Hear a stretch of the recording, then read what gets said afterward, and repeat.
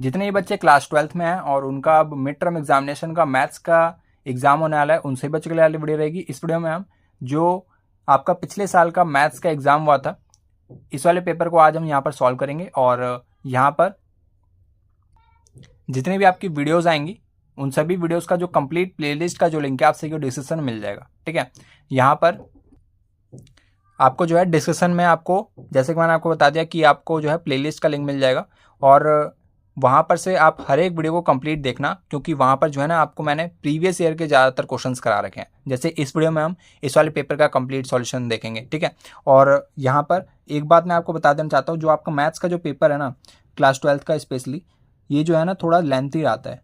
ठीक है, यानी कि बहुत सारे बच्चों को ये पूरा पेपर तो आता ही होगा। ठीक है, सभी बच्चों को आपकी क्लास में जितने भी हैं, मैक्सिमम जो 50% से ज़्यादा जो स्टूडेंट्स हैं उन सभी को मैथ्स का जो पेपर है वो फुल आता होगा। ठीक है, बट यहाँ पर जो उनको आता है वो इम्प्लीमेंट नहीं कर पाते अपनी आंसर शीट में। ठीक है, मतलब जो क्वेश्चंस होते हैं वो लेंथी टाइप के होते हैं। ठीक है, सभी बच्चों को उन क्वेश्चंस को करने का फॉर्मेट तो पता है, फॉर्मेट सभी बच्चों को क्लियर है कि क्या क्या करना है आगे। ठीक है, बट आपको पता है डिफरेंशियल इक्वेशन, इंटीग्रेशन और आपका रिलेशंस एंड फंक्शंस हो गया, और जो आपका यहाँ पर मैट्रिसेस डिटरमिनेंट वाला चैप्टर है वो कितना ज़्यादा टाइम कंज्यूमिंग वाले क्वेश्चंस होते हैं। जो आपके मैट्रिसेस वाले क्वेश्चंस होते हैं वो तो सभी को पता ही होगा कि उसमें जो है आपको कैलकुलेशन भी अच्छे से करनी होती है, और अगर आपने कहीं पे भी हल्की सी भी मिस्टेक कर दी तो आपका पूरा जो मैट्रिक्स है वो गलत हो जाता है। ठीक है, और वहीं से आपके सारे मार्क्स कटने स्टार्ट हो जाते हैं। तो आपको जो है क्या करना है, आपको सबसे पहले तो आपको ये ध्यान में रखना होगा कि जो क्वेश्चंस हैं वो लेंथी है, तो आपको अपनी स्पीड स्टार्टिंग से मेंटेन करनी पड़ेगी। ठीक है, ऐसा नहीं है कि आप एक एक क्वेश्चन में आप 2-2 मिनट का टाइम दे रहे हो, ऐसा नहीं है। आप एक एक नंबर वाले क्वेश्चन को, जो आपके एमसीक्यू आते हैं स्टार्टिंग में 20 क्वेश्चंस, उसमें आप 2-2 मिनट का टाइम दे रहे हो, आपको फटाफट उन क्वेश्चंस को करना है। ठीक है, क्योंकि आपका जो पेपर है ना वो थोड़ा लेंथी टाइप का है। अगर आपने इतना टाइम कंज्यूम कर दिया तो आपके पास आगे के क्वेश्चंस को अटेम्प्ट करने का ही मौका नहीं मिलेगा। ठीक है, क्योंकि जो है आपके जो आगे के क्वेश्चंस होते हैं ना वो थोड़े लेंथी टाइप के होते हैं, जो आपके 5 मार्क्स के क्वेश्चंस होते हैं सेक्शन डी में स्पेशली। ठीक है, तो आपको जो है यहाँ पर जो क्वेश्चंस होते हैं वो कैसे होते हैं, लेंथी होते हैं और वो टाइम कंज्यूमिंग होते हैं। ठीक है, तो आपको अपना टाइम जो है ना वो स्टार्टिंग से ही मेंटेन करना पड़ेगा। आप ये मान लें कि आपको जो है ना, जो आपके स्टार्टिंग के जो आपके एमसीक्यूज आएंगे वो आपको जो रीडिंग टाइम मिलता है आपको 15 से 10 मिनट का, उसी में आपको वो कंप्लीट कर लेना है। ठीक है, ऐसी आपकी स्पीड होनी चाहिए। ठीक है, ताकि आप अपना पूरा पेपर जो है वो एक बार गो थ्रू जरूर से कर लें। ठीक है, और यहाँ पर अब मैं आपको वीडियोस के रिगार्डिंग में आपको इन्फॉर्मेशन प्रोवाइड कर देता हूँ। ये तो हो गया आपके पेपर के रिगार्डिंग कि आपका जो क्वेश्चंस होते हैं वो लेंथी होते हैं और फॉर्मेट सभी बच्चों को पता होता है। ठीक है, बट उसको इम्प्लीमेंट करने में, आंसर शीट में इम्प्लीमेंट करने में जो है आपको टाइम लगेगा, तो टाइम कंज्यूमिंग होता है। ठीक है, क्लास 12 का पेपर, तो आप ज़्यादा से ज़्यादा जितना टाइम सेव कर सकें उतना ज़्यादा आप टाइम सेव करने की कोशिश करना। और यहाँ पर मैं आपको एक और बात बता देता हूँ। यहाँ पर जो आपके वीडियोस लेक्चर आएंगे, जैसे कि आज है हमारा कौन सा लेक्चर, आज हम क्वेश्चन पेपर को सॉल्व करेंगे। ठीक है, सॉल्यूशन करेंगे क्वेश्चन पेपर का जो आपका पिछले साल आया था। ठीक है, और इसकी जो नेक्स्ट वीडियो आएगी वो आएगी आपके पास डिटर्मिनेंट्स की, जिसमें मैंने आपको प्रीवियस ईयर क्वेश्चंस करवाए होंगे। डिटर्मिनेंट्स हो गया, इसके बाद हो गया आपका मैट्रिसेस। स्पेलिंग में गलती हो सकती है। ठीक है, तो स्पेलिंग को छोड़ देना। और मैट्रिसेस हो गया, इसके बाद हम आईटीएफ करेंगे, इनवर्स ट्रिग्नोमेट्रिक फंक्शन करेंगे। ठीक है, इन सब में मैंने आपको प्रीवियस ईयर क्वेश्चंस कराए होंगे। ठीक है, और आईटीएफ हो गया। अब हमारे पास बचता है कौन सा वाला चैप्टर, हमारे पास डिफरेंशिएशन बच गया। ठीक है, डिफरेंशिएशन बच गया। इसके बाद हमारे पास बच गया यहाँ पर आपका इंटीग्रल्स। ठीक है, और इंटीग्रल्स के लिए मैंने आपके लिए 4 लेक्चर डिजाइन किए हैं। ठीक है, 1-1 घंटे के। ठीक है, तो आप यहाँ पर से देख सकते हैं, आप इन सभी वीडियोस लेक्चर को अगर आप अच्छे से अगर आप कर लेते हैं तो आप पेपर में अच्छा स्कोर कर सकते हैं। अगर आपका 80 मार्क्स का पेपर है तो आप आराम से 70 मार्क्स या 75 मार्क्स आराम से ले आ सकते हो, अगर आपने इतना कर लिया तो। ठीक है, बाकी 5-10 मार्क्स को आप अपने आप से मैनेज करेंगे, क्योंकि जो कुछ क्वेश्चन होते हैं ना वो आपके माइंड पे भी डिपेंड करते हैं कि आप कैसे सोचते हो क्वेश्चंस के बारे में। ठीक है, तो ये सारे जो आपका वीडियोस का जो लेक्चर है ये आपको प्लेलिस्ट के फॉर्म में मिल जाएगा। ये सारी सारी जो वीडियोज़ हैं ये आप सभी को प्लेलिस्ट मिल जाएगी, और प्लेलिस्ट का लिंक आप सभी को हर एक वीडियो के डिस्क्रिप्शन में मिल जाएगा। इस वाली वीडियो के भी डिस्क्रिप्शन में आपको इस वाली प्लेलिस्ट का लिंक पड़ा होगा, ठीक है। वहाँ पर से विजिट करके आप हर एक वीडियो को कंप्लीट देख लेना, ठीक है। सबसे पहले हम क्वेश्चन पेपर का सॉल्यूशन करेंगे, प्रीवियस ईयर वाला आज करेंगे, और इसके बाद डिटर्मिनेंट्स का लेक्चर आएगा, मैट्रिसेस का आएगा, ITF आएगा, डिफरेंशिएशन आएगा, इंटीग्रल्स आएगा, और आपके पास इसके बाद इंटीग्रल्स के बाद मैं यहाँ पर कुछ लेक्चर्स और ऐड करूँगा, जिसमें होगा आपके पास पिछले साल का क्वेश्चन पेपर का सॉल्यूशन, ठीक है।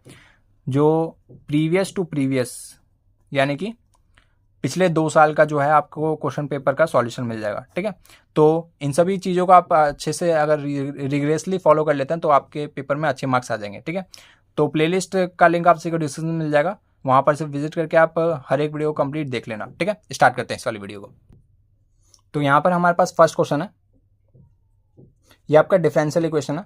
आप सभी को पता है डिफरेंशियल इक्वेशन भी आपका चैप्टर आने वाला है, ठीक है।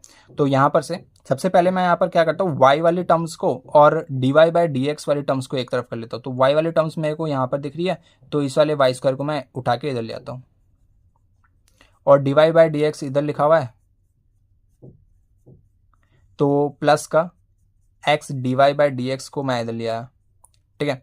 यहाँ पर 1 लिखा हुआ है, तो यहाँ पर से मेरे को कॉमन दिख रहा है y - y², और यहाँ पर हो गया मेरे पास 1 + x dy/dx,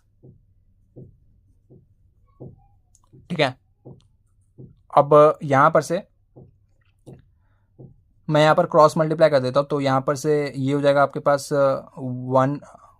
1/x प्लस में 1, और dx उधर जाके मल्टीप्लाई हो जाएगा, और यहाँ पर आ जाएगा मेरे पास dy/y - y², ठीक है।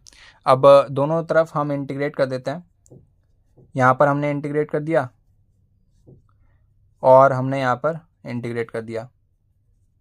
इसमें से मैं y भी कॉमन ले रहा हूँ, तो ये हो जाएगा मेरे पास 1 - y, ठीक है। अब यहाँ पर इंटीग्रेट कर देते हैं दोनों तरफ, और यहाँ पे एक प्लस का c कांस्टेंट, ठीक है। तो यहाँ पर से 1 - y लिखा हुआ है, और ये मल्टीप्लिकेशन में y लिखा हुआ है, तो इसके नोमिनेटर में लिखा हुआ है 1, तो 1 को क्या मैं ऐसे लिख सकता हूँ, 1 - y प्लस में y इजिकल टू 1 होता है, ये कट के 1 हो जाएगा, ठीक है। तो इस वाले कंसेप्ट का अप्लाई मैं इसके नोमिनेटर में करूँगा, तो यहाँ पर इसका इंटीग्रेशन होता है ln 1 + में x, ln को ही आप log कहते हो, विच और इसका जो आपके पास बेस होता है वो e होता है, ठीक है। और यहाँ पर ऊपर मैं लिख देता हूँ 1 की जगह पे 1 - y और प्लस में y divide bye y/1 - y, यहाँ पर y/1 - y लिखा हुआ है dy प्लस में c, ठीक है। और यहाँ पर हो जाएगा मेरे पास ln 1 + में x, यहाँ पर एक बार इससे डिवाइड करते हैं, इसको थोड़ा सा समझने की कोशिश करेंगे। यहाँ पर ये जो है हमारे पास, ये है हमारे पास 1 - y divide bye y/1 - y, और प्लस में हो जाएगा मेरे पास y/y × 1 - y, ठीक है। अब जो है हमारे पास ये वाले y से ये वाला y कट जाएगा, 1 - y से 1 - y कट जाएगा, तो इसको मैं लिख सकता हूँ कैसे, dy/y, यहाँ पर बचा हमारे पास 1/y, यहाँ पे बचा अपने पास 1/1 - y इंटू dy। यहाँ पर प्लस में c लिखना मत भूलना, और ये है हमारे पास ln mod 1 + में x, और ln के साथ हमेशा एक मॉड आता है, ठीक है। ये हो गया मेरे पास ln mod y, प्लस में ये हो गया मेरे पास ln mod 1 - y प्लस में c। अब बहुत सारे बच्चे यहाँ पर गलती बस इतना ही करते हैं जैसी गलती मैंने यहाँ पर की है, ठीक है। यहाँ पर मैंने इसको प्लस में लिख दिया, बट यहाँ पर जो है आपके पास y का जो कोफिशिएंट है वो कैसा है, नेगेटिव है, तो मतलब एक नेगेटिव साइन से यहाँ पर भी मुझे मल्टीप्लाई करना पड़ेगा। तो ऐसी गलती आप भी करते हैं, ठीक है। तो ऐसी गलती आपको नहीं करनी है, जो y का कोफिशिएंट है वो यहाँ पर नेगेटिव है, तो मतलब एक नेगेटिव इसको भी देना पड़ेगा मल्टीप्लिकेशन में, तो माइनस में ln 1 - y प्लस में c। अब यहाँ पर ये जो आपके पास कांस्टेंट है ये कैसा है, ये आपके पास बिना लॉग का है, तो इसको मैं लॉग में c लिख देता हूँ, ठीक है, क्योंकि कांस्टेंट है, कांस्टेंट हमेशा कांस्टेंट रहेगा, ln c भी कांस्टेंट है, ठीक है। तो मतलब ln mod 1 + में x इज इक्वल टू, ये हो जाएगा मेरे पास ln mod के अंदर y और माइनस का निशान है, माइनस में प्रॉपर्टी क्या होती है, इसके अंदर जो भी है वो इसके डिनोमिनेटर में आ जाएगा, और प्लस में क्या होता है कि इसके अंदर जो भी है वो इसके साथ मल्टीप्लिकेशन में आ जाएगा। यहाँ पर कंपेयर करेंगे तो 1 प्लस में एक्स किसके बराबर है, 1 प्लस में X is equal to Y into में C divide by 1 minus C. And यहाँ पर से जो हमारे पास वैल्यू आ रही होगी वो इस प्रकार से आ रही होगी, is equal to Y into C. तो ये हमारे पास क्या हो जाएगा, इसका सॉल्यूशन हो जाएगा इस वाले डिफरेंशियल इक्वेशन का। ठीक है, solution of this differential equation. Second जो हमारे पास क्वेश्चन है, यहाँ पर आपको डेरिवेटिव फाइंड करना है इस वाले फंक्शन का with respect to cos X. तो सिंपल सा क्वेश्चन है, यहाँ पर हमें डेरिवेटिव फाइंड करना है इसका, तो ई की पावर साइन स्क्वायर एक्स, इसका हमें डेरिवेटिव फाइंड करना है with respect to derivative of cos X. ठीक है, इसके रिस्पेक्ट में हमें इसको डिफ्रेंशिएट करना है। तो सिंपल सी बात है, इसको मैं कैसे लिख सकता हूँ, ई, इसको हमें डिफ्रेंशिएट करना है ई की पावर साइन स्क्वायर एक्स, और इसको मैं एक्स के रिस्पेक्ट में डिफ्रेंशिएट कर देता हूँ, और यहाँ पर इसके डिनोमिनेटर में हमारे पास कॉज एक्स, इसको भी मैं एक्स के रिस्पेक्ट में डिफ्रेंशिएट कर देता हूँ। डी एक्स कट के हमारे पास ओरिजिनल वैल्यू मिल रही होगी। ठीक है, सभी को समझ में आ गया होगा, सिंपल सी बात है।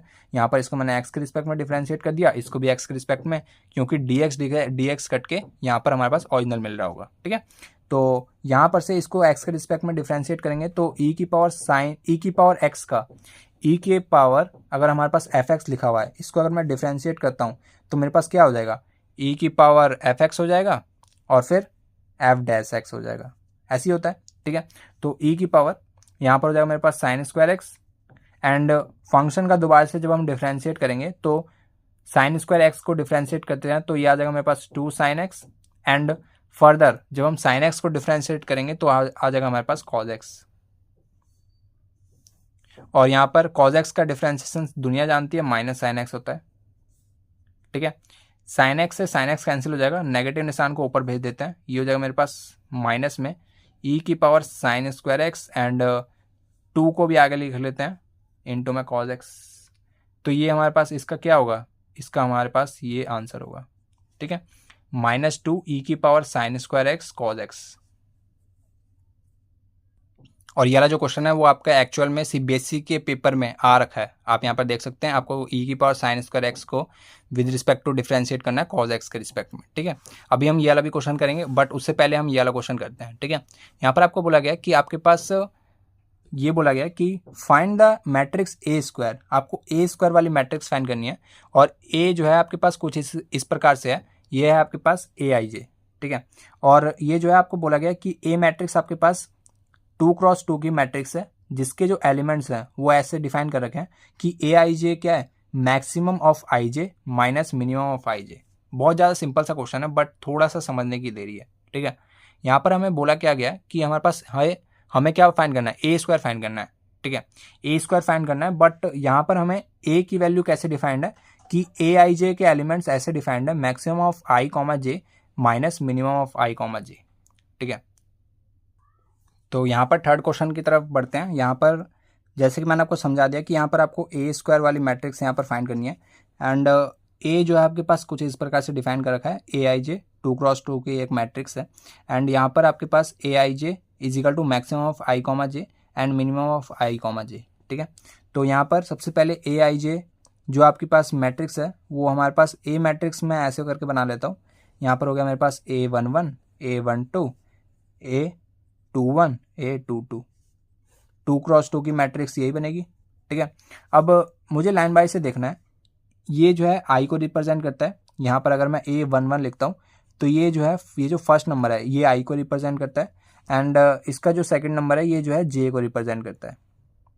ठीक है, तो मतलब मैक्सिमम ऑफ आई कॉमा जे, यहाँ पर अगर मैं A11 की बात करता हूँ, A11 की बात करता हूँ तो मैक्सिमम ऑफ 1,1 एंड माइनस में मिनिमम ऑफ 1,1। ठीक है, तो मतलब इसका आंसर क्या आ रहा होगा, मैक्सिमम, इन दोनों में से मैक्सिमम कौन सा है, 1 है। ठीक है, और इन दोनों में से मिनिमम कौन सा है, 1 ही है, तो मतलब ये हो गया हमारे पास 0। ठीक है, ये मिल गया हमें। अब इसके बाद हमारे पास है A12, तो maximum of 1,2 minus minimum of 1,2। Minimum और मैक्सिमम आपको आई और जे में से देखना है। ठीक है, मैक्सिमम ढूंढना है तो मैक्सिमम तो इनमें से 2 है, 1 और 2 में से मैक्सिमम कौन सा है, 2 है, और मिनिमम इन दोनों में से कौन सा है, 1 है। तो मतलब ये आ गया मेरे पास 1। अब है हमारे पास A21 सॉरी, क्योंकि हमारी 2x2 की मैट्रिक्स थी। A21 देखते हैं, maximum of 2,1 minus minimum of 2,1, तो ये हो जाएगा हमारे पास मैक्सिमम चाहिए तो 2, मिनिमम चाहिए तो 1, ये हो गया 1। अब एग्जैक्टली ऐसे ही फॉलो करेंगे A22 के लिए, maximum of 2,2 minus minimum of 2,2, ये हमारे पास क्या आ जाएगा, ये आ जाएगा मेरे पास 2 माइनस 2, ये हो जाएगा मेरे पास 0। तो ए मैट्रिक्स मेरे पास क्या मिल रही होगी, ए मैट्रिक्स मिल रही है मेरे पास 0 1 1 0, A11 0, A12 1, A21 1, A22 0। But question में हमें बोला गया था कि हमें ए स्क्वायर फाइंड करना है। तो ए स्क्वायर कैसे फाइंड करते हैं, ए स्क्वायर तो सभी को आता है, इसको 2 बार लिख के मल्टीप्लाई कर दो। सबसे पहले इसको हमें इसमें मल्टीप्लाई करना पड़ेगा, ये हो जाएगा मेरे पास 0 और ये हो जाएगा 1, और दोनों को ऐड कर देना है, 0 प्लस में 1, और फिर ये जो हमारे पास अगला एलिमेंट होगा वो होगा मेरे पास ऐसे करके और ये ऐसे करके, तो 0 इंटू 0, 0 प्लस 0, ये हो जाएगा मेरे पास 0 इंटू 0, 0 प्लस 0, 1 इंटू 0, तो 1 प्लस 0,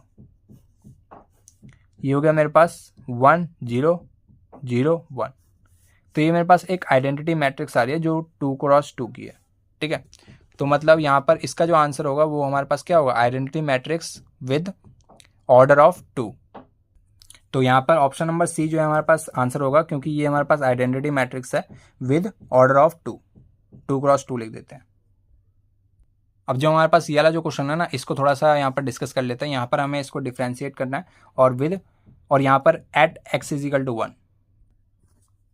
तो इसको डिफ्रेंशिएट कर देते हैं फटाफट। यहाँ पर आपके पास क्या लगेगा, यहाँ पर लगेगा हमारे पास प्रोडक्ट रूल लगेगा, फर्स्ट वाला function as it is, second वाले फंक्शन का डिफ्रेंशिएशन। तो e की पावर y का डिफ्रेंशिएशन आप सभी जानते हैं, e की पावर y dy/dx होता है, and second function as it is, first function का डिफ्रेंशिएशन इज इक्वल टू, इसका डिफ्रेंशिएशन तो 0 होता है, ठीक है। ये हो गया मेरे पास x e की पावर y dy/dx, प्लस में ये हो गया मेरे पास e की power y is equal to 0। अब e की पावर y मुझे यहाँ पर से कॉमन दिख रहा है, यहाँ पर बचा मेरे पास x dy/dx प्लस में 1 इज इक्वल टू 0, ठीक है। अब यहाँ पर जो हमारे पास e की पावर y है, ठीक है, उसको हम एज इट इज रहने देते हैं और इसको हम 0 कर देते हैं। तो x dy/dx is equal to -1 and dy/dx is equal to -1/x and x is equal to 1 पे चेक करना था, तो -1 आ जाएगा, ठीक है। तो इसका आंसर क्या आ गया, -1। जो फिफ्थ क्वेश्चन है ये यहाँ पर है कि यहाँ पर आपको इसको फाइंड करना है, ठीक है। cos³ e की पावर log sin x, और यहाँ पर है हमारे पास ये जो log का जो बेस है वो e है, ठीक है। तो यहाँ पर आपने एक प्रॉपर्टी पढ़ी होगी log की प्रॉपर्टी, e की पावर log ex। तो यहाँ पर हमारे पास क्या होता है, ये जो e है और ये जो x है, ये जो है ना आपस में इंटरचेंज हो जाते हैं जब कभी भी इसकी जो पावर है वो e होती है, ठीक है। तो मतलब यहाँ पर ये हो जाएगा मेरे पास x log e और ये भी e, तो मतलब यहाँ पर आ रहा होगा मेरे पास x, इसकी वैल्यू हो गई मेरे पास 1 और ये हो गया x की पावर 1, तो मतलब x मिल रहा होगा। तो मतलब एग्जैक्टली यहाँ पर करते हैं, तो ये हो जाएगा मेरे पास cos³ और ये जो sin x है ये नीचे आ जाएगा और log e और ये e dx। तो एग्जैक्टली सिंपल सा हमारे पास इस प्रकार से ये वाला क्वेश्चन बना है। यहाँ पर ये हो गया मेरे पास sin x, इसकी पावर 1, तो पावर 1 को तो हम यहाँ पर लिख भी सकते हैं, नहीं भी लिख सकते, कोई दिक्कत नहीं है। तो यहाँ पर अब यहाँ पर इसको इंटीग्रेट करना बहुत ही ज़्यादा सिंपल सा है, ठीक है। यहाँ पर अगर मैं यहाँ पर sin x को अगर मैं यहाँ पर t मानता हूँ तो इसका डिफ्रेंशिएशन हो जाएगा cos x dx is equal to dt, ठीक है। तो यहाँ पर हमने sin x को माना है t और यहाँ पर cos³ x है, तो मतलब एक तो इसके साथ dt में चला गया, मतलब cos x dx ये जो हमारे पास कॉस क्यूब एक्स है इसको मैं ऐसे लिख सकता हूँ कॉस स्क्वायर एक्स इंटू में साइन एक्स और इंटू में कॉज एक्स डी एक्स। तो मतलब डी टी के साथ तो हमारे पास एक कॉज एक्स चला गया, मतलब इस पूरे की वैल्यू होगी मेरे पास D T, cos X D X की वैल्यू डी टी चलेगी, ठीक है। और यहाँ पर cos square X into sine X, तो हमें बस इसी को इंटीग्रेट करना रह गया। साइन एक्स की जगह पर लिख दिया टी, कॉस स्क्वायर एक्स की जगह पर लिख दिया 1 माइनस साइन स्क्वायर एक्स, तो मतलब 1 minus T square D T. Integrate कर देते हैं, ये हो जाएगा मेरे पास टी का इंटीग्रेशन और ये हो जाएगा मेरे पास टी क्यूब का इंटीग्रेशन। ये हो गया मेरे पास टी स्क्वायर डिवाइड बाय 2, ये हो गया मेरे पास टी की पावर 4 डिवाइड बाय 4, और प्लस में एक सी लगाना मत भूलना क्योंकि एक क्या है, इनडेफिनेट इंटीग्रेशन है। टी की जगह पे साइन एक्स प्लस में सी, तो इस प्रकार से हमारा ये जो है इसका इंटीग्रेशन हो जाएगा। जो हमारे पास नेक्स्ट क्वेश्चन है वो है हमारे पास डिफरेंशियल इक्वेशन का, और ये होमोजीनियस डिफरेंशियल इक्वेशन है, ठीक है। तो यहाँ पर सबसे पहले हमारे माइंड में क्या आना चाहिए कि इस वाले जो ब्रैकेट है इन दोनों ब्रैकेट को हम आपस में मल्टीप्लाई कर देते हैं, Y sine Y by X and ये X cos Y by X, इन दोनों को हम यहाँ पर क्या करते हैं आपस में ब्रैकेट्स में मल्टीप्लाई कर लेते हैं। तो यहाँ पर हमें कुछ समझ में आएगा, ठीक है। तो सबसे पहले हम मल्टीप्लाई कर रहे हैं, तो मतलब X Y sine Y by X D Y minus Y square sine Y by X D x is equal to X Y cos Y by X into में डी एक्स, एक बार इससे मल्टीप्लाई कर रहे हैं और दूसरी बार इससे मल्टीप्लाई कर रहे हैं, प्लस में X square cos Y by X into में डी वाई। तो यहाँ पर मैंने आपको पता है कि मैंने कैसे बोल दिया कि ये जो है आपके पास होमोजीनियस डिफरेंशियल इक्वेशन है, ठीक है। मैंने ये कैसे बोला, मैंने इसके एंगल में देखा, साइन के अंदर जो भी हमारे पास Y by X and cos के अंदर मैंने देखा वाई बाय एक्स, तो मतलब ये हमारे पास होमोजीनियस डिफरेंशियल इक्वेशन है, ठीक है। तो मतलब हमें यहाँ पर कुछ ना कुछ इसको सब्सटीट्यूट करके इसको हमें सॉल्व करना पड़ेगा, ठीक है। तो इस प्रकार से हम पहचान सकते हैं, मान लो अगर आपके पास ई की पावर वाई बाय एक्स लिखा हुआ है, साइन की पावर वाई बाय एक्स लिखा हुआ है, टेन की पावर वाई बाय एक्स लिखा हुआ है, तो यहाँ पर से हम देखते ही ये बोल देते हैं कि ये होमोजीनियस डिफरेंशियल इक्वेशन है, ठीक है। तो अब यहाँ पर हमारे पास मोटो क्या होना चाहिए कि y को एक तरफ, मतलब जो हमारे पास dy और dx वाले जो टर्म्स हैं इन सभी को मैं एक तरफ कर रहा हूँ, तो मतलब एक dy वाली टर्म ये है और एक ये है, तो मतलब इसको मैं एक साइड ले आता हूँ, तो ये हो जाएगा मेरे पास X Y sine of Y by X and इसको इधर ले आऊँगा तो माइनस का X square cos Y by X and इसके साथ मल्टीप्लिकेशन में हमारे पास डी वाई एंड यहाँ पर से डी एक्स कॉमन आ रहा होगा, यहाँ पर है हमारे पास X Y cos of Y by X और यहाँ पर प्लस में Y square sine Y by X, ठीक है। और यहाँ पर से हम D Y by D X की वैल्यू निकाल लेते हैं, तो ये हमारे पास डी वाई और इसके अपॉन में डी एक्स आ गया, तो यहाँ पर ये हो गया मेरे पास एक्स वाई और यहाँ पर हमारे पास इस प्रकार से टर्म है, तो मतलब इसमें से मैं y कॉमन ले सकता हूँ, इन दोनों में से मैंने y कॉमन ले लिया, तो यहाँ पर बचा मेरे पास x cos of y by X plus में y sine of y by X और इसके अपॉन में आ गया मेरे पास ये पूरा टर्म, इन दोनों में से मैं क्या कॉमन ले सकता हूँ, x कॉमन ले सकता हूँ, ये हो गया मेरे पास y times sine of y by x minus X of cos of Y by x. अब कुछ नहीं है, बस जैसा एंगल में वैसे ही आपको बाहर बनाना है, तो यहाँ पर से मैं क्या करता हूँ ना, यहाँ पर से मैं एक्स कॉमन ले लेता हूँ, तो जैसे ही मैं यहाँ पर से एक्स कॉमन लेना चाहूँगा, जैसे मैंने यहाँ पर से एक्स कॉमन लिया तो मुझे यहाँ पर से एक्स से डिवाइड करना पड़ेगा। कॉमन की डेफिनेशन क्या होती है कि जो हम कॉमन ले रहे हैं उसी से डिवाइड कर दो दोनों तरफ, जो इतने भी आपकी प्लस माइनस हैं आपके, और यहाँ पर एक एक्स से मल्टीप्लाई कर दो। एग्जैक्टली यहाँ पर भी कुछ ऐसे ही फॉलो होगा, यहाँ पर से मैं क्या कॉमन ले रहा हूँ, यहाँ पर से मैं एक्स कॉमन ले रहा हूँ, यहाँ पर से हमारे पास एक्स जो है यहाँ पर मल्टीप्लाई हो जाएगा, डिवाइड नहीं होगा, यहाँ पर हमारे पास मल्टीप्लाई होगा, ठीक है। तो यहाँ पर से एक एक्स से एक एक्स कैंसिल हो जाएगा, यहाँ पर हो जाएगा मेरे पास dy by D x is equal to y by x, यहाँ पर हमारे पास x बचा है, और यहाँ पर ऊपर हो गया मेरे पास cos of y by X plus में y by x sine of y by X. ये हो गया मेरे पास, x को मैंने ऊपर भेज दिया है y के साथ, तो ये इसके डिनोमिनेटर में हो गया। एंड यहाँ पर y by x sine of y by x minus cos of y by X.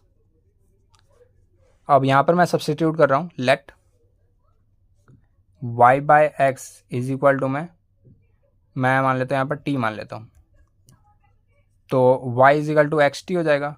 And दोनों साइड डिफ्रेंशिएट कर देते हैं, d Y by D x is equal to, ये हमारे पास क्या हो जाएगा, ये हो जाएगा मेरे पास x के रिस्पेक्ट में सबसे पहले डिफ्रेंशिएट किया x को, तो मतलब यहाँ पर बचा हमारे पास t प्लस में यहाँ पर हो गया मेरे पास x d t by D x.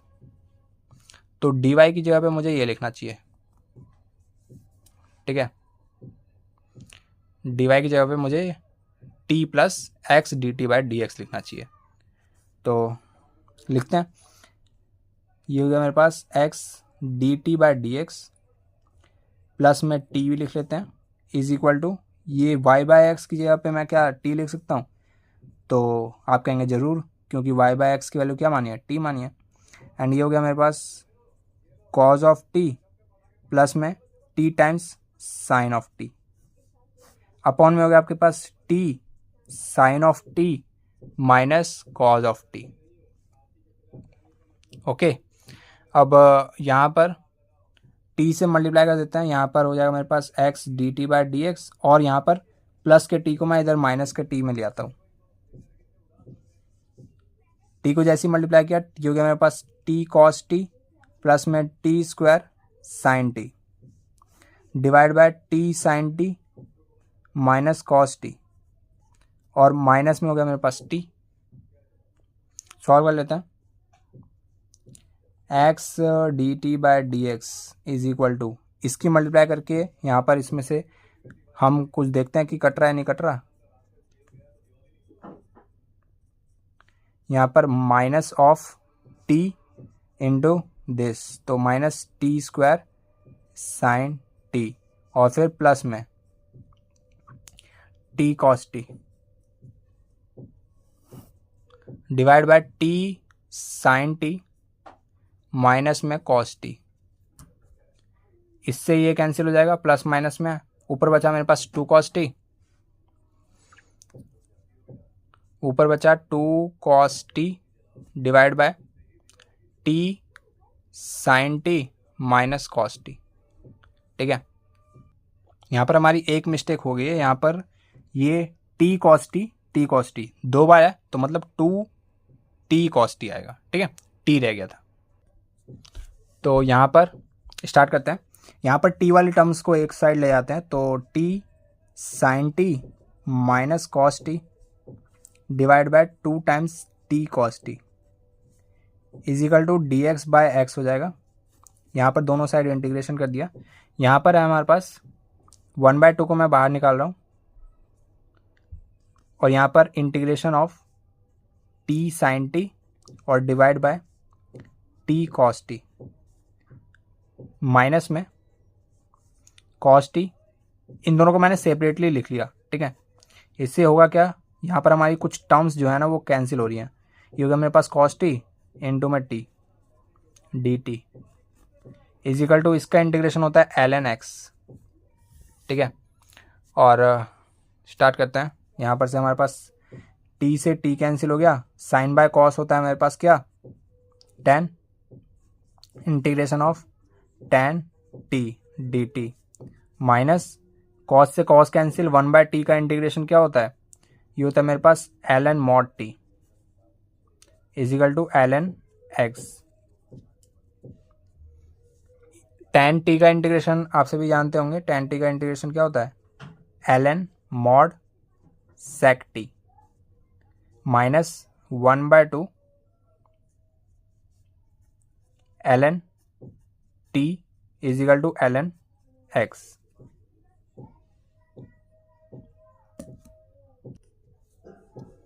अब यहाँ पर मैं क्या कर सकता हूँ, 1/2 को कॉमन ले सकता हूँ और लॉग जो है माइनस में है, तो मतलब ln sec t minus T, minus में प्रॉपर्टी क्या होती है, डिवाइड में आ जाता है, इज इक्वल टू ln, यहाँ पर प्लस में ln c भी लिख सकता हूँ क्योंकि एक कांस्टेंट है और ये मल्टीप्लिकेशन में आ जाएगा।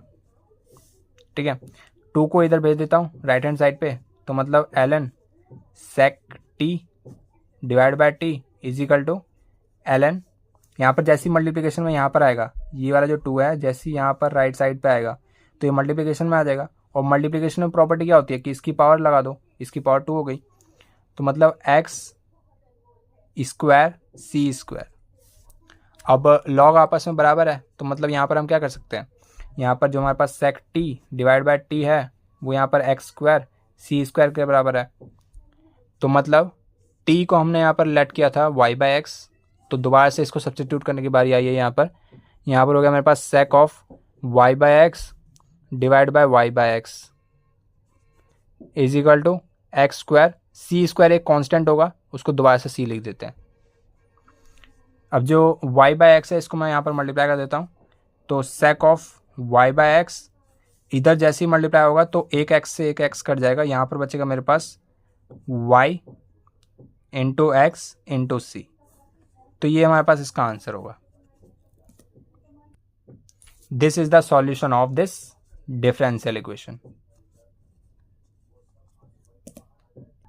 एक और हमारे पास डिफरेंशियल इक्वेशन का सवाल, ये डिफरेंशियल इक्वेशन है ना, ये आपका इंपॉर्टेंट चैप्टर है। यहाँ पर से आपका 5 नंबर का क्वेश्चन अप्रॉक्सीमेटली मिलता है हर साल। ठीक है, तो यहाँ पर से सबसे पहले हमारे पास क्या आइडिया होना चाहिए कि यहाँ पर जो dy बाई डी एक्स है इसकी वैल्यू निकालनी चाहिए। ठीक है, तो ये नीचे आ जाएगा 1 plus y square divide by tan inverse of y minus x हो जाएगा। ठीक है, या हम dx बाय डी वाई भी निकाल सकते हैं। dx बाय डी वाई क्या आएगा, इसको इधर ले आते हैं, तो मतलब tan inverse of y minus x divide by 1 plus y square.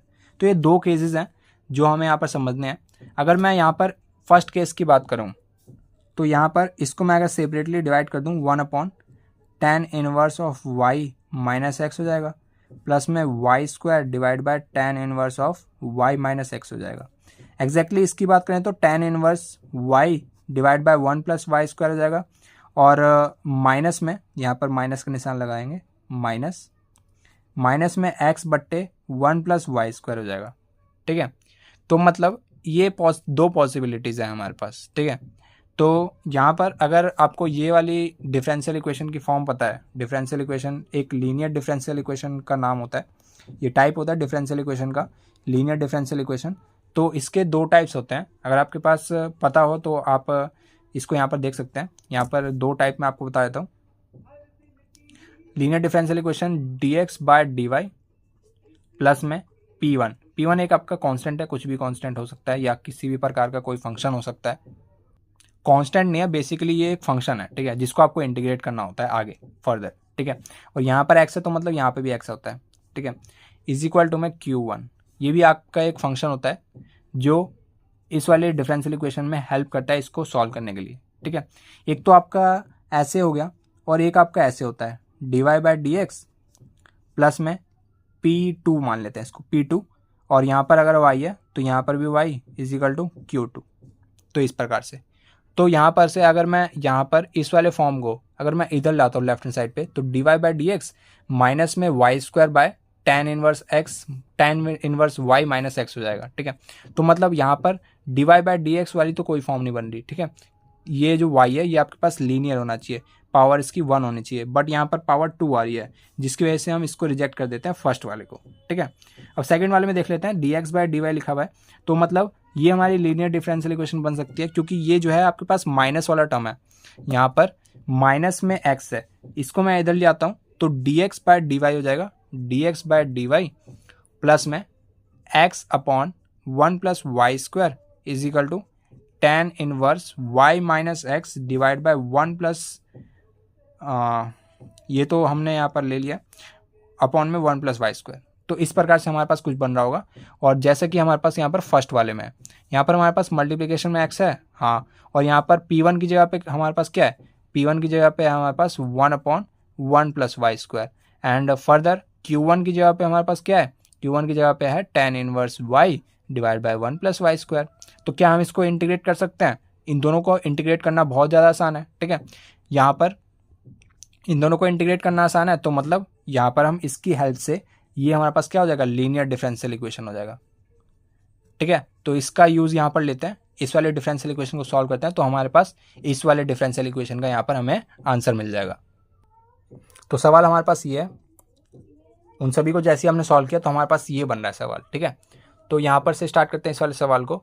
यहाँ पर जो हमारे पास इंटीग्रेटिंग फैक्टर होता है, इंटीग्रेटिंग फैक्टर आप सभी को पता होगा कैसे निकालते हैं। इंटीग्रेटिंग फैक्टर हम निकालते हैं ई की पावर में, इस प्रकार से होता है। ई की पावर जो भी हमारे पास एक्स का कोफिशिएंट है, एक्स का जो भी कोफिशिएंट है वो है हमारे पास 1/1 plus y square, 1/1 plus y square. जो हमारे पास P1 था वो भी हमारे पास यही था। तो P1 को ही हम क्या कहते हैं, यहाँ पर एक्स का कोफिशिएंट कहते हैं, और ये हो गया हमारे पास dy। तो इसका इंटीग्रेशन सभी जानते हैं tan इनवर्स y होता है, ठीक है। अब यहाँ पर इसका सॉल्यूशन फाइंड कर लेते हैं। तो सॉल्यूशन कैसे फाइंड करेंगे, x जिस किसी का भी जो यहाँ पर डिफरेंशिएशन किसका हो रहा है, x का हो रहा है, तो मतलब x को यहाँ पर लिख लेंगे मल्टीप्लिकेशन में इंटीग्रेटिंग फैक्टर e की power tan inverse y is equal to integration of e की पावर tan इनवर्स y, जो भी हमारे पास इंटीग्रेटिंग फैक्टर आया, और मल्टीप्लिकेशन में आ गया हमारे पास जो हमारे पास Q1, ये हमारे पास Q1 वाली वैल्यू थी, Q1, ओके। तो Q1 वाले को हम यहाँ पे कॉपी कर देते हैं, इंटीग्रेट कर देते हैं। और याद रखना एक प्लस का C भी होता है यहाँ पे, ठीक है, एक कांस्टेंट होता है जो कि आपको यहाँ पर लगाना है। तो बस सिंपल सा क्वेश्चन बन गया, इंटीग्रेट कर देते हैं। यहाँ पर इसको जैसे ही t मानेंगे, या इसको t ना मान के मैं इस पूरे को t मान लेता हूँ, e की power tan inverse y, let e की power tan inverse y is equal to t। जैसे इसको t माना, इसको डिफ्रेंशिएट करते हैं, तो e की पावर tan इनवर्स y, इस पूरे का डिफ्रेंशिएशन एग्जैक्टली यही होगा। फिर चेन रूल से tan इनवर्स y का डिफ्रेंशिएशन क्या होता है, 1/1 प्लस वाई स्क्वायर, ठीक है। और यहाँ पर ये हमारे पास क्या हो जाएगा, dy is equal to dt, ठीक है। तो इस पूरी वैल्यू की जगह पे मैं क्या लिख सकता हूँ, dt लिख सकता हूँ। तो इस पूरी वैल्यू की जगह पे मैं dt लिख सकता हूँ। बचा हमारे पास tan इनवर्स y। तो tan इनवर्स y का हम क्या कर सकते हैं भाई, तो tan इनवर्स y को मैं कैसे निकाल सकता हूँ, दोनों तरफ अगर मैं log ले लूँ, अगर मैं दोनों तरफ log ले लेता हूँ तो मुझे tan इनवर्स y मिल जाएगा। तो ये मेरे पास क्या आ जाएगा, ये मेरे पास आ जाएगा tan इनवर्स y, जो कि हो जाएगा मेरे पास log बेस e हो जाएगा, और ये हो जाएगा मेरे पास log t, ठीक है, इस प्रकार से। तो मुझे यहाँ पर मिल गया log t, और ये हो गया मेरे पास dt प्लस में c। तो इस वाले स्टेप पे हम यहाँ पर दोबारा से प्रोसीड करते हैं।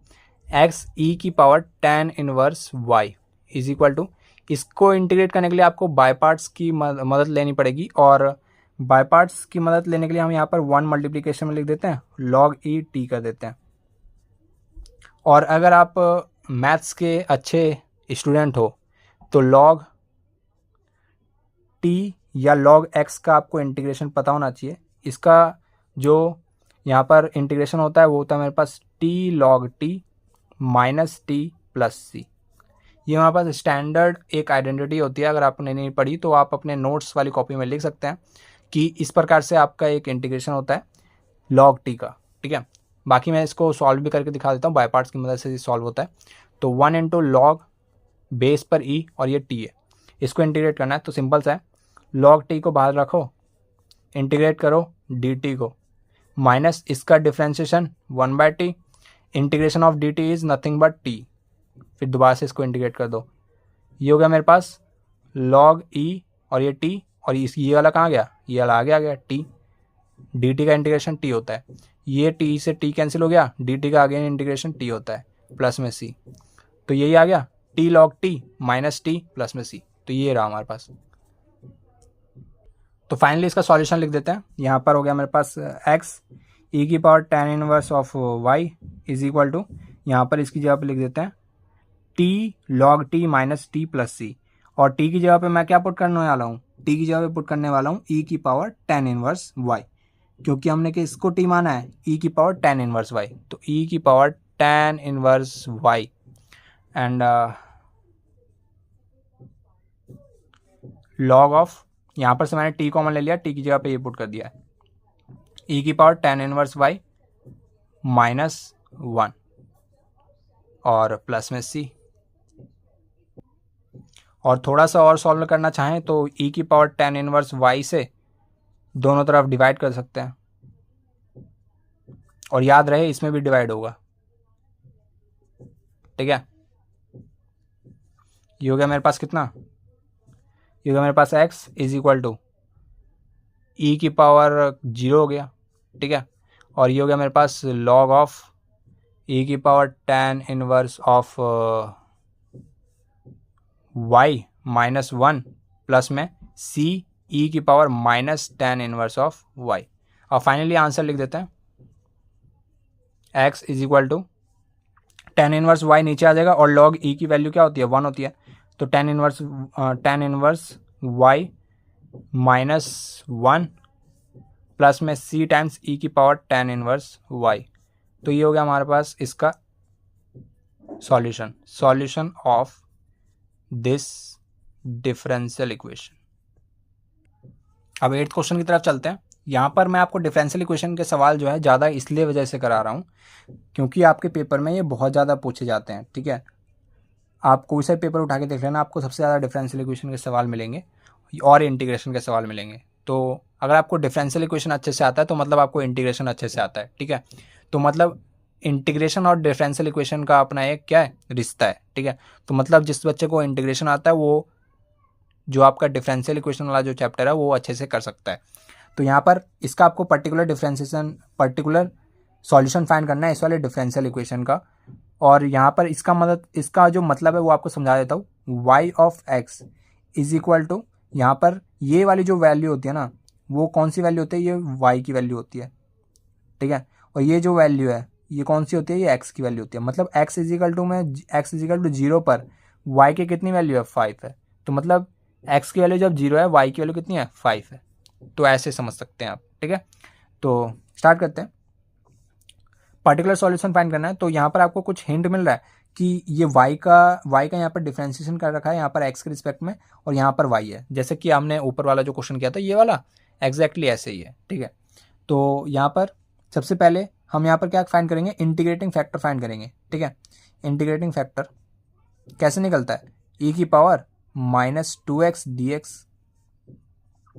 तो e की पावर जो भी है यहाँ पर ये जो -2 है इसको बाहर निकाल लेते हैं, x का इंटीग्रेशन क्या होता है, x²/2, तो e की पावर माइनस x²/2 और डिवाइड बाय 2 हो गया और मल्टीप्लाई में 2 हो गया, 2 से 2 कैंसिल होके यहाँ पर क्या आ गया, e की पावर -x², ठीक है।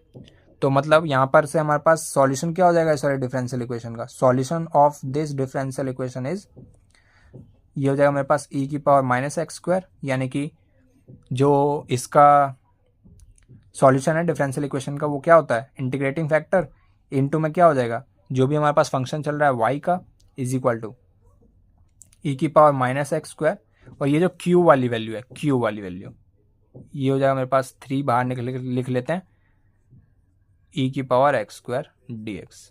इतना ज़्यादा सिंपल सा क्वेश्चन था। और ये हो गया मेरे पास e की पावर -x² इंटू में y इज इक्वल टू 3, ये एक दूसरे से कैंसिल हो जाएगा क्योंकि यहाँ पर ये माइनस में पावर है और ये प्लस में पावर है। तो इंटीग्रेशन ऑफ x² क्या होता है, ये होता है आपके पास x³ डिवाइड बाय 3 इंटू में 3, तो ये हमारे पास क्या हो जाएगा, x³ हो जाएगा, और प्लस में c लिखना मत भूलना, ठीक है, प्लस में c, ठीक है। कुछ इस प्रकार से हमारे पास आ गया। और यहाँ पर हमें चेक कहाँ पे करना था, at x is equal to 0 and y is equal to 5। तो हमें इसका पर्टिकुलर सॉल्यूशन फाइंड करना था। पर्टिकुलर सॉल्यूशन क्या होता है कि जिसमें हमें c की वैल्यू मिल जाती है, एक कांस्टेंट की वैल्यू मिल जाती है, उसको हम क्या कहते हैं, पर्टिकुलर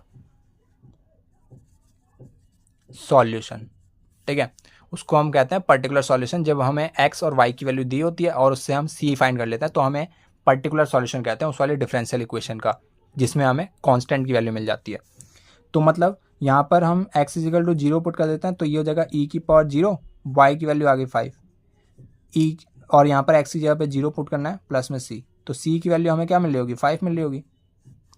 तो ये जो हमारे पास पर्टिकुलर डिफरेंशियल इक्वेशन क्या हो जाएगी, particular differential equation is equal to y e की power minus x square is equal to x cube plus में c की जगह पे बस आपको 5 लिखना है।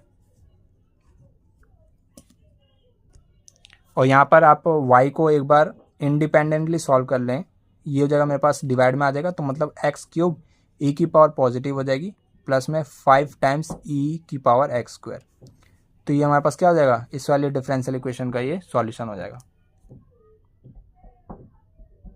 और ये कौन सा सॉल्यूशन होगा, ये होगा मेरे पास particular solution of this differential equation, ठीक है। और आप देख सकते हैं ये जो क्वेश्चन है जो अभी मैंने आपको कराया, ये पिछले ही साल आपके बोर्ड एग्जाम में आ रखा है।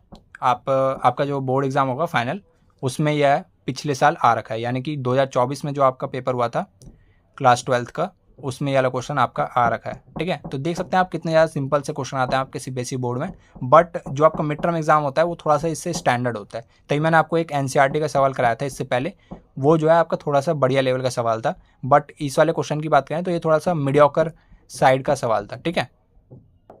यहाँ पर जो है ना मैं आपको कुछ क्वेश्चन इस वजह से करा रहा हूँ क्योंकि इस वाले पेपर में ना आपके बहुत सारे क्वेश्चन जो हैं वो आगे वाले सिलेबस के, यानी कि टर्म 2 के सिलेबस में जो आपका आएगा ना, टर्म 2 में आपकी पूरी बुक आएगी, तो उसमें जो आपके चैप्टर्स हैं, वेक्टर अलजेब्रा हो गया आपके पास, जो आपका पास 3D हो गया, ये सारे जो आपके चैप्टर्स हैं, प्रोबेबिलिटी हो गया, तो ये सारे चैप्टर्स जो है इन सभी के क्वेश्चंस इसमें मिक्स हैं। इस वजह से मैं आपको यहाँ पर सारे क्वेश्चंस नहीं करवा पा रहा हूँ, ठीक है। जब फाइनल एग्जाम होगा तब हम इस पूरे पेपर को गो थ्रू करेंगे और हर एक क्वेश्चन को एग्जैक्टली सॉल्व करेंगे, ठीक है। यहाँ पर जो हमारे पास 9th क्वेश्चन है, ये थोड़ा सा बढ़िया लेवल का क्वेश्चन रहेगा, ठीक है। तो यहाँ पर स्टार्ट करते हैं इस वाले क्वेश्चन को। यहाँ पर आपको बोला गया प्रूव दैट द डिफरेंशिएशन, ये डिफरेंशिएशन है ऑफ दिस, इस वाले फंक्शन का जो डिफरेंशिएशन आएगा वो -1/2 है, ये आपको प्रूव करना है, ठीक है। तो आप एक बार इसको ट्राई कर सकते हैं, अगर आपने ऐसा कभी क्वेश्चन किया है तो आप एक बार इसको ट्राई जरूर से कर सकते हैं, ठीक है। तो यहाँ पर आपको जो है ना इस वाले x का जरूर से ध्यान रखना है, ये जो है कहाँ से कहाँ तक बिलोंग कर रहा है, ये π/4 से π/2, यानी कि 45 डिग्री से 90 तक बिलोंग कर रहा है। तो इस वाले रेंज में आपको ध्यान होना चाहिए कि, तो आपको इस वाले x का जरूर से ध्यान रखना है कि ये यहाँ पर कहाँ तक बिलोंग कर रहा है, ठीक है। तो स्टार्ट करते हैं। यहाँ पर सबसे पहले मैं आपको ये बताना चाहता हूँ कि यहाँ पर जब कभी ऐसे करके आपके पास टर्म लिखी हो 1 प्लस साइन एक्स, यहाँ पर 1 प्लस माइनस लगा लेते हैं, ठीक है। तो इस प्रकार से टर्म लिखिए ना, तो यहाँ पर इसको मैं कैसे लिख सकता हूँ, यहाँ पर इस 1 को मैं लिख सकता हूँ sine square of some angle plus cos square of some angle, ठीक है। और प्लस माइनस में यहाँ पर साइन एक्स को मैं ऐसे लिख सकता हूँ 2 टाइम्स साइन x/2 इंटू में कॉस x/2 हाफ एंगल में, ठीक है। तो 2 times sign x/2 cos x/2। अब यहाँ पर एंगल की जगह पे मैं x/2 लिख रहा हूँ, ठीक है। तो मतलब sine square x/2 plus cos square x/2 plus minus 2 times sign x/2 cos x/2। तो ये किसकी आइडेंटिटी बन रही है, ये बन रही है a प्लस माइनस बी का होल स्क्वायर और इस पे लगा हुआ है रूट। तो इसको मैं कैसे लिख सकता हूँ, mod of a plus b, a plus minus b, ऐसे लिख सकता हूँ क्योंकि यहाँ पर एक आपके पास रूट है, रूट के अंदर आपके पास एक स्क्वायर लगा हुआ है, तो इसके अंदर से एक आपकी पॉजिटिव क्वांटिटी आनी चाहिए, इस वजह से मैंने यहाँ पर एक मॉड लगाया है, ठीक है, ताकि जो भी यहाँ पर से अगर कोई नेगेटिव क्वांटिटी बन रही हो तो उसको हम यहाँ पर पॉजिटिव कर सकें, ठीक है। तो यहाँ पर a की जगह पे हमारे पास साइन x/2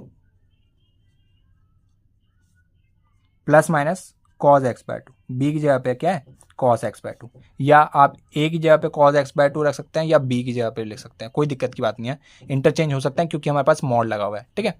जब मॉड नहीं लगा होता तब हम इसको ध्यान से करते, ठीक है। अब यहाँ पर से हमारे पास जो रेंज है वो हमारे पास x की रेंज है, बट हमारे पास तो यहाँ पर x/2 है, तो यहाँ पर x/2 के लिए हम यहाँ पर x की जब ये रेंज है तो मतलब x/2 के लिए क्या रेंज होगी, x/2 के लिए क्या होगी π/8 से लेकर π/4 तक, यही होगी। इसको जब डिवाइड किया तो इसकी रेंज को भी डिवाइड करना पड़ेगा।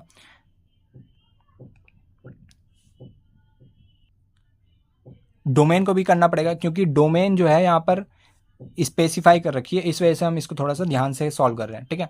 अगर इसकी डोमेन को नहीं दिया होता तो हम फर्दर इसको बिना मोड के इसको हम सॉल्व कर लेते, ठीक है।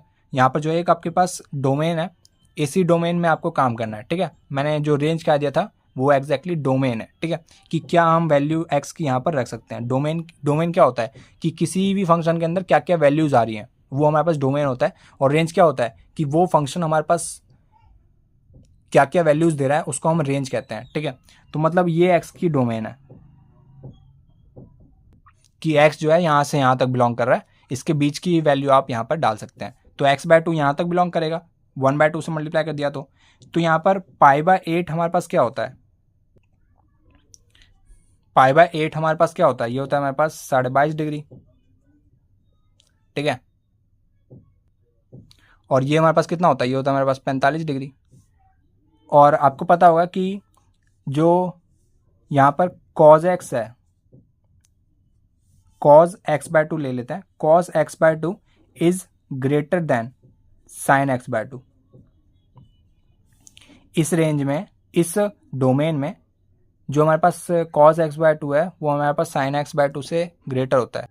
तो इसी का अप्लाई हम क्वेश्चन में करेंगे, ठीक है। यहाँ पर हमारे पास था cot inverse of under root के अंदर 1 + sin x। तो मतलब यहाँ पर अंडर रूट के अंदर से हमारे पास क्या आएगा, ये आएगा मेरे पास mod of sin x/2 plus minus, अगर प्लस है तो प्लस, माइनस है तो माइनस। तो यहाँ पे प्लस है तो मतलब मैं यहाँ पर प्लस लगा सकता हूँ, ओनली प्लस, ठीक है। यहाँ पे प्लस आ गया, प्लस में cos x/2। और फिर यहाँ पर है हमारे पास प्लस के अंदर अंडर रूट के अंदर -1, प्लस के अंदर अंडर रूट में 1 - sin x। तो मतलब इसकी जगह पे मैं लिख सकता हूँ mod of sin of x/2 minus cos x/2। और डिवाइड बाय में हो गया हमारे पास, यहाँ पर एक बस बीच में माइनस का निशान है, बाकी सब कुछ एग्जैक्टली सेम है। तो यहाँ पर ये हो जाएगा मेरे पास sin x/2 प्लस में cos x/2, यहाँ पर प्लस की जगह माइनस आ जाएगा,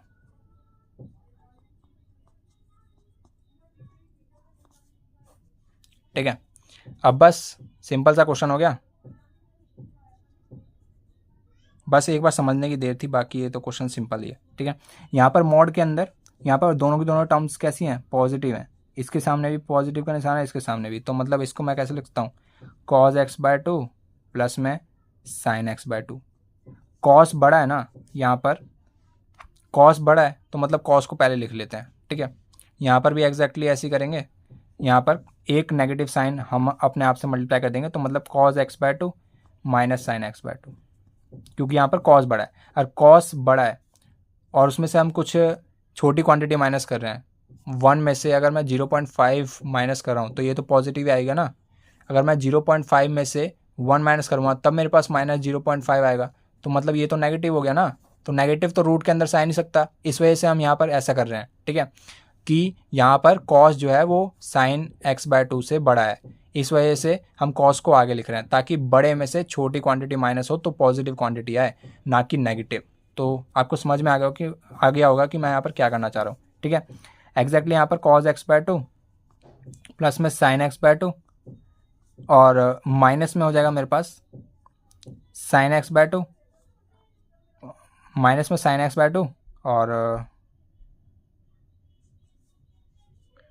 प्लस में cos x/2। बट यहाँ पर एक आपके पास पहले का भी एक माइनस है, तो मतलब इसको एडजस्ट करने के लिए हम यहाँ पर क्या करेंगे, एक यहाँ पर हम नेगेटिव निशान और लगा देते हैं, तो इस प्रकार से हो जाएगा, ठीक है। प्लस का cos x/2 माइनस का sin x/2 और बाहर एक नेगेटिव निशान लगा दिया जो एक फॉर्मूले वाला था, ठीक है। तो cot इनवर्स ये इससे कैंसिल हो जाएगा, ऊपर बचेगा मेरे पास 2 टाइम्स cos x/2 और एग्जैक्टली इसको सॉल्व करेंगे तो यहाँ पर माइनस अंदर भेजेंगे तो ये क्या आ जाएगा 2 टाइम्स sin x/2 हो जाएगा और cos x/2 एक दूसरे से कैंसिल हो जाएगा, तो ये हो गया मेरे पास 2 से 2 cancel, cot inverse of cot x/2, तो ये आ रहा होगा मेरे पास x/2। तो ये तो हमारे पास फंक्शन आ गया। हमें क्या फाइंड करना था, हमें बोला गया था कि इसको डिफ्रेंशिएट करके इसका आंसर बताओ। इसको जब डिफ्रेंशिएशन करेंगे इसका डिफ्रेंशिएशन क्या हो जाएगा 1/2। तो 1/2 हमें प्रूफ करना था कि ये किसके बराबर है, ये -1/2। एक बार मैं चेक कर लेता हूँ क्वेश्चन को, हाँ ये +1/2 होगा, ठीक है, ये थोड़ा सा गलत हो गया, ये +1/2 है, ठीक है। तो ये आपको प्रूफ करना था कि ये +1/2 के बराबर है। तो मतलब यहाँ पर से हमें ये प्रूफ हो गया कि ये किसके बराबर है, ये RHS के बराबर है, ठीक है। तो हैंस प्रूफ्ड। तो ये थोड़ा सा बढ़िया लेवल का क्वेश्चन था। यहाँ पर हमें मॉड के बारे में थोड़ा सा सीखना था कि मॉड कैसे ओपन होता है। जब यहाँ पर इसके अंदर कोई सी पॉजिटिव क्वांटिटी होगी तो ये एग्जैक्टली ओपन हो जाएगा प्लस साइन के साथ, और इसके अंदर नेगेटिव साइन होगा तो ये अपना एक नेगेटिव साइन देके उसको पॉजिटिव करने की कोशिश करेगा, ठीक है। और इस वीडियो का ये लास्ट क्वेश्चन रहेगा, क्वेश्चन नंबर 10, ठीक है। तो यहाँ पर इस वाले क्वेश्चन में सबसे पहले हम क्या करेंगे, यहाँ पर जो हमारे पास साइन इनवर्स 6x है, इसको एग्जैक्टली यहीं पे छोड़ देते हैं और इसको इधर ले आते हैं। तो π/2 minus sine inverse of this angle, ठीक है। अब दोनों तरफ अगर मैं साइन लेता हूँ, यहाँ पर भी मैंने साइन ले लिया और यहाँ पर भी मैंने साइन ले लिया,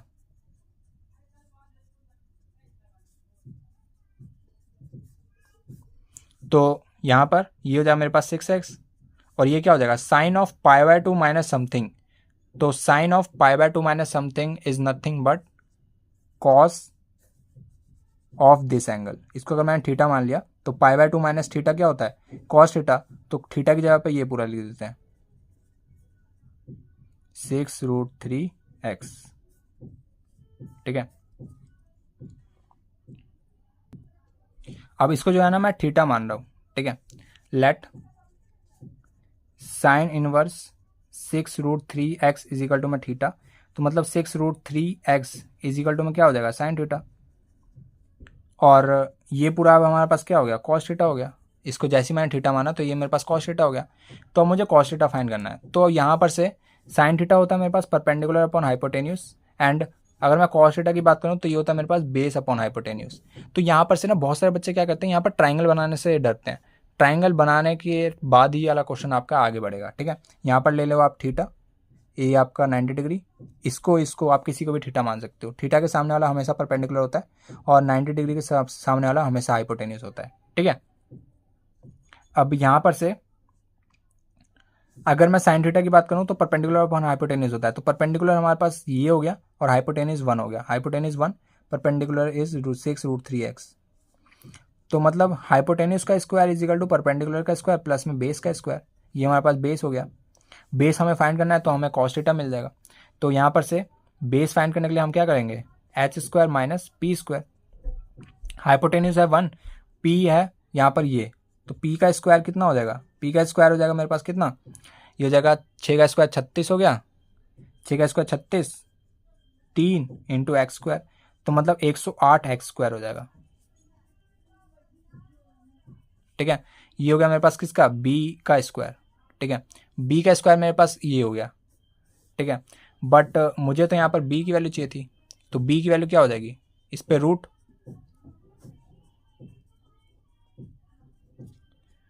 तो 6x किसके बराबर था कॉस थीटा के, और कॉस थीटा की वैल्यू कितनी आई b अपॉन h।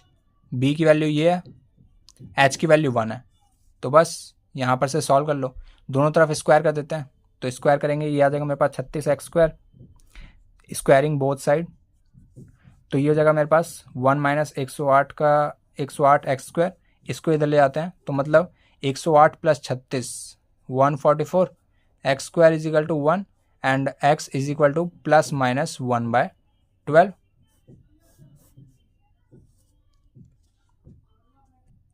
अब हमारे पास x की यहाँ पर दो वैल्यूज़ आ गई हैं, एक आ गया प्लस का 1/12, ये प्लस का है, एक आ गया मेरे पास माइनस का 1/12, ठीक है। तो यहाँ पर से हमें देखना है कि कौन सी वैल्यू हमारी सही है, या ये है या ये है, कौन सी सही है। तो इसके लिए हम ओरिजिनल इक्वेशन पे जाएंगे। ओरिजिनल थी हमारे पास sine inverse 6x plus sine inverse 6√3x is equal to π/2। जिस वैल्यू से π/2 आंसर आ जाए तो वो वाली वैल्यू हमारी सही है। तो यहाँ पर हम 2 सेक्शंस बना लेते हैं। यहाँ पर हम x की वैल्यू 1/12 पुट करेंगे और यहाँ पर पुट करेंगे x की वैल्यू -1/12। तो जहाँ से भी हमारा पॉजिटिव π/2 आंसर आता है वो हमारा आंसर होगा।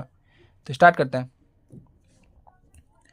1/12 यहाँ पे पुट करते हैं x की जगह पे, तो साइन इनवर्स 6/12 हो जाएगा, प्लस में साइन इनवर्स 6√3/12 हो जाएगा। ठीक है, ये हो जाएगा मेरे पास साइन इनवर्स 1/2 और ये हो जाएगा साइन इनवर्स कितना √3/2। ये दे रहा होगा π/6 वैल्यू, ये दे रहा होगा π/3 वैल्यू। तो मतलब ये तो दे रहा है हमारे पास कितनी वैल्यू, ये दे रहा है मेरे पास π/2। ठीक है, इसको डिवाइड करेंगे तो 1/2 आएगा, तो √3/2। इसको डिवाइड करेंगे 1/2, तो sine inverse 1/2 is nothing but π/6, sine inverse √3/2 is nothing but π/3। तो यहाँ पर से हमारे पास इन दोनों को ऐड करने पे क्या आ रहा है, π/2 आ रहा है। तो मतलब ये वाली वैल्यू तो हमारे पास है, ये तो करेक्ट है। x is equal to 1/12 is our right answer. But इसको भी सॉल्व करना है, क्या पता दोनों ही इसका सॉल्यूशन हो, क्या पता इन दोनों में से एक भी इसका सॉल्यूशन हो। तो आपको हर एक सॉल्यूशन को अच्छे से सॉल्व करना है। तो सॉल्व करते हैं। साइन इनवर्स ऑफ -6/12 और प्लस में साइन इनवर्स ऑफ -6√3/12। ये हमारे पास आ जाएगा माइनस का साइन इनवर्स 1/2, ये आ जाएगा माइनस का साइन इनवर्स √3/2। तो मतलब ये आ गया मेरे पास -π/6, ये आ गया -π/3। ये दे रहा है हमारे पास -π/2 वैल्यू। तो हमें तो π/2 चाहिए था, बट ये क्या दे रहा है -π/2। तो मतलब ये तो हमारे पास रॉन्ग आंसर दे रहा है, तो मतलब ये इसका सॉल्यूशन नहीं है। तो सॉल्यूशन क्या हो गया, x is equal to 1/12 is our right answer. ये हमारे पास इसका आंसर होगा। तो उम्मीद है आपसे को ये सारे 10 क्वेश्चंस आपसे को समझ में आए होंगे। और यहाँ पर इस वीडियो का समाप्त यहीं पर करते हैं, और अगली वीडियो में हम क्या क्या कवर करने वाले आपको मैं ऑलरेडी बता चुका हूँ। एक आपको प्लेलिस्ट का लिंक मिल जाएगा डिस्क्रिप्शन में, और वहाँ पर आप सभी को क्वेश्चन पेपर का सॉल्यूशन मिल जाएगा। जैसे कि आज मैंने आपको 10 क्वेश्चन कराए हैं, ठीक है। ऐसे ही आपको पिछले साल का जो आपको प्रीवियस ईयर का जो आपका क्वेश्चन पेपर का सॉल्यूशन है, उस वाले पेपर का भी सॉल्यूशन मिल जाएगा इसी प्लेलिस्ट में। और आपको डिटरमिनेंट्स के प्रीवियस ईयर क्वेश्चंस मिल जाएंगे, मैट्रिसेस के मिल जाएंगे, इनवर्स ट्रिग्नोमेट्रिक फंक्शंस के मिल जाएंगे, डिफरेंशिएशन के मिल जाएंगे, इंटीग्रल्स के आपके पास यहाँ पर 4 लेक्चर आएंगे, 1 2 3 4, चारों की ड्यूरेशन 1 आवर्स होगी। तो बढ़िया क्वेश्चन है इन सभी में जो आपके प्रीवियस ईयर के हैं, ठीक है। तो इंटीग्रल्स में टाइम लगता है, इस वजह से मैंने आपको यहाँ पर ज़्यादा टाइम देकर इसको समझाने की कोशिश की है, ठीक है। इन सभी में आपके बेहतरीन क्वेश्चंस हैं जो आपके प्रीवियस ईयर के हैं। उम्मीद है आप सभी इन सभी क्वेश्चंस को अच्छे से सॉल्व करेंगे, और यहाँ पर से आप अपना मैक्सिमम सिलेबस कवर कर सकते हैं। और एट द एंड आप अपने आप से क्या कर सकते हैं, इन क्वेश्चंस की अपने आप से प्रैक्टिस करेंगे। जितने भी मैंने आपको इनमें क्वेश्चंस कराए हैं सभी की आप एक नोटबुक बना लें, वहाँ पर से जितने भी क्वेश्चंस हैं सभी को आप अपने आप से 2 से 3 बार प्रैक्टिस कर लें।